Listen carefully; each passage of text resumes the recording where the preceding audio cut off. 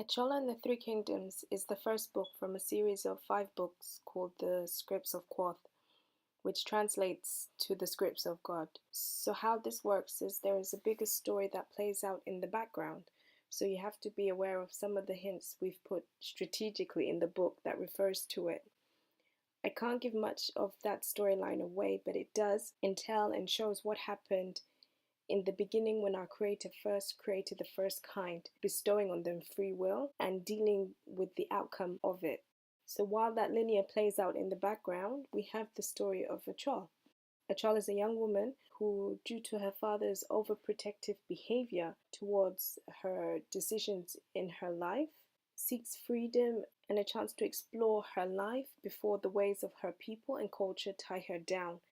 Through destiny, she crosses paths with a young king hell-bent on capturing and exacting vengeance on his father's killer, and a friendship blossoms between them. However, there are many man-made obstacles that try to keep them apart, not to mention the very person the king is hunting down is her father. I guess what inspired me to write this story is the lack of diversity for young boys and girls in Africa, and in particular South Sudan, to be exposed to. um, Previously, and I'm not sure what the case is now, but back then, most of the books being published circled around the politics, oil, and government of the country. At homes or at restaurants where the young kids used to peep from outside to watch only showed African movies, mostly Nollywood, or action and violent movies such as Rambo. But there was nothing I could see suitable, inspiring, or educational aimed for the children specifically. When I was young in the late 80s and early 90s, I loved watching Disney cartoons or related books, but the characters didn't look anything like me, or the culture have any similarities with mine.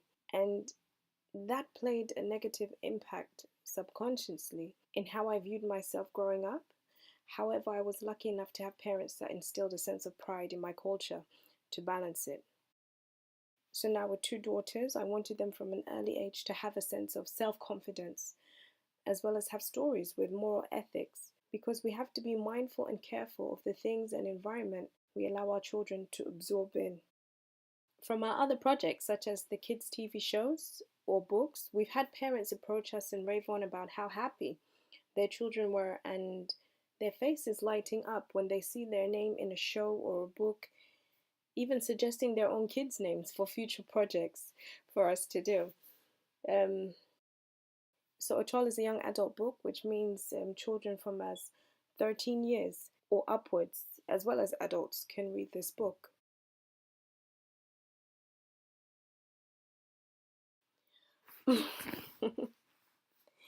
um, because it seems with the current climate of our country's situation, it would be too soon to base it on certain areas. The readers would delve too much into questions such as what is she trying to say, or why is she referring to these types of people in this way. Um, It was a careful decision I made to let the reader be able to focus on the story and the message behind it, as well as enjoy the world it creates. It still has the cultures and characteristics of South Sudanese, but only set in a fantasy location. You can buy the book from our online store at www.newwichandfriends.com and then click on the shop button. And if you buy from our site, it is cheaper at 9.99 British pounds. Whereas if you're buying from Amazon.com or Amazon.co.uk, it will be slightly higher at 13.99 because of the fees they add to it. For those interested in Nairobi and Juba, we've had a lot of requests. From there, we are trying to find agents or book owners that we could supply to. Or if worse comes to worse, we will accept orders and then send them out in one large shipment where they will then be able to collect on arrival from a designated person or location within the capital of each of the countries. Sure, why not?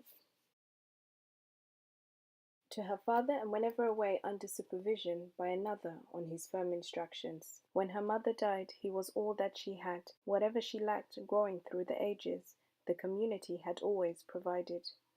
Times in need of a female guidance, several women happily rose to the task, and she was grateful for all that she had. But it was fast becoming unbearable, often at times feeling trapped. She needed to spread her wings, leaving the suffocating comfort of her surroundings, to soar like the black-headed Apelles high and wide, free from the ties of life, over the rivers and mountains, above the sunny skies, a need that manifested into a fiery flame burning within, ultimately seeking for a way out. Childhood friends she had grown alongside were married, bearing children, or in due process, but her mind colluded on other things. If she married now, she believed her heart would never find peace, leaving her spirit forever bruised and caged. Often, she would daydream about love, meeting a man she would fall hopelessly in love with, the type of love that has her stomach flutter uncontrollably, as if butterflies resided there. Then, and only then, she vowed, she would marry and bear children.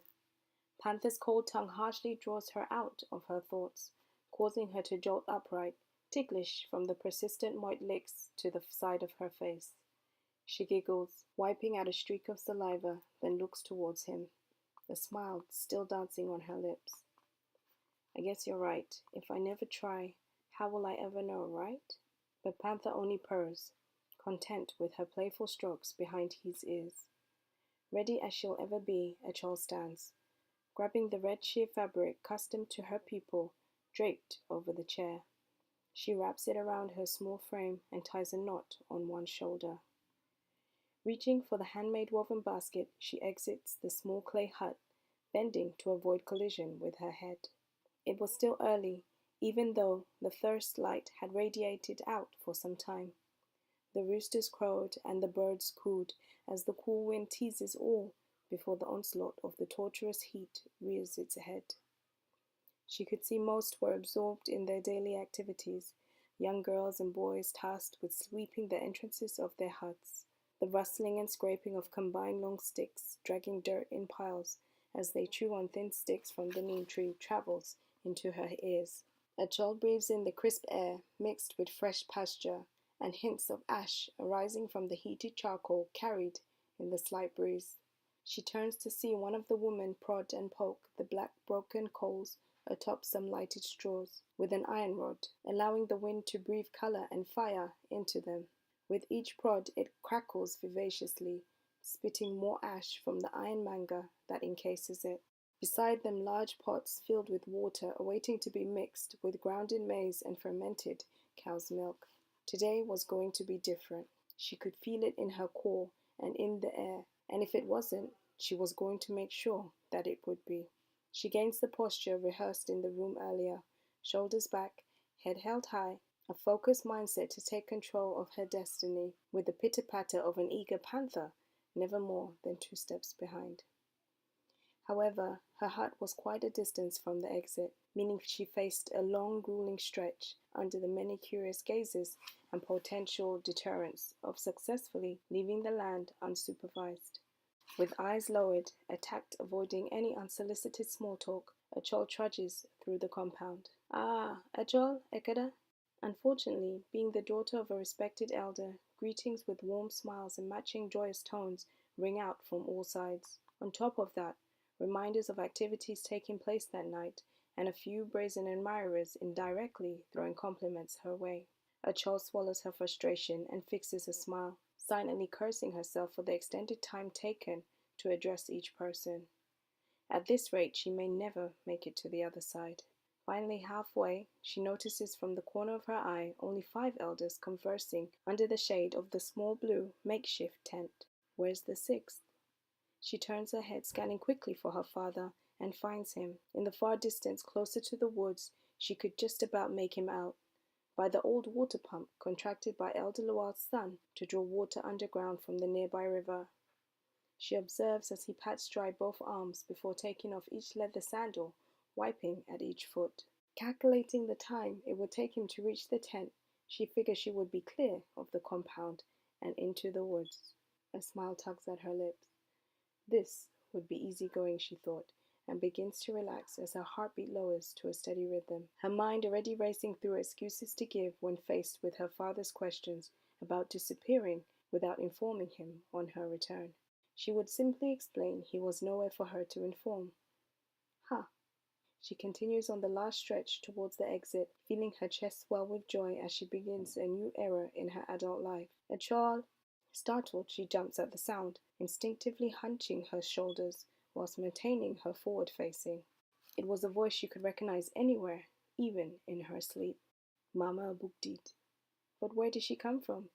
Could she get away with pretending not to have heard? Then again, how, since her voice echoed, cutting through the air like a foghorn? Achol? This woman. Mama dear, I know you can hear me if I have to say your name once again. Mama Bugdit continues her hollering. It was amazing how her voice carried easily across the vast distance. Turning slowly, Achol sees her perched in front of her hut with her grandson Gadwak playing a short distance from her. As soon as their gaze meet, Achol plasters a smile and in turn receives a scrutiny implying something was out of place. Sighing, Achol desperately looks towards her father in the distance, heavily weighing her options.